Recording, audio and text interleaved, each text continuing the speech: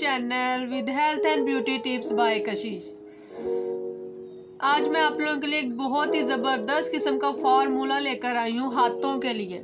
जी, हाथों के लिए जो लोगों को बहुत ज़्यादा परेशान करते हैं कि हाथों की ये जो चीज़ है और ये ब्लैक होती है। मोस्टली के आपने देखा होगा, मोस्टली पीपल्स होते हैं उनके आपने देखा होगा कि हाथ वाइट होते हैं, मगर सिर्फ ये वाली चीज़ें इनकी ब्लैक होती हैं। ठीक है, मैं इनका आपको एक प्रॉपर हल बताऊंगी और इसका यूज़ बताऊंगी और आप उसका यूज़ करेंगे तो आपको उसका बिल्कुल बहुत बेनिफिट होगा।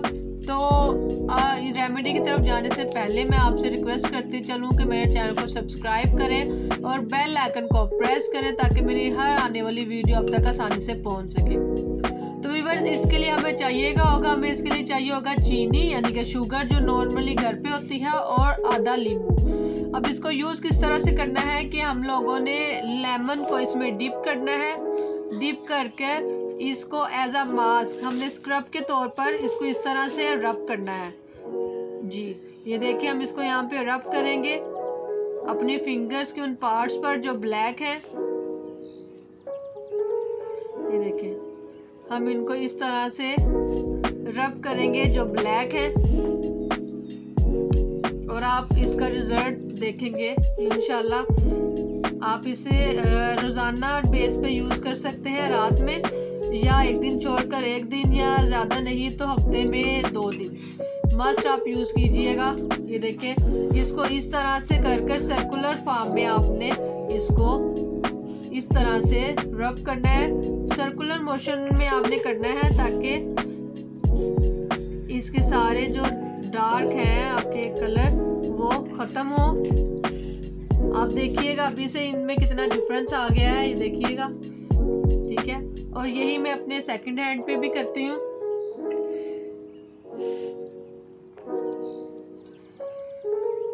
इसे हमने राउंड शेप में करना है और हमने लेमन को इतना ज़्यादा टाइटली प्रेस नहीं करना है।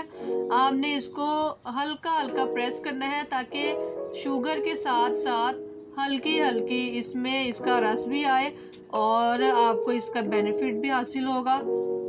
आप देखिएगा, और इसको हमने ऑन द स्पॉट फ़ौरन नहीं धोना है। आपने तकरीबन 5 से 10 मिनट लगा रहने देने के बाद इसको ठंडे पानी से धोना है।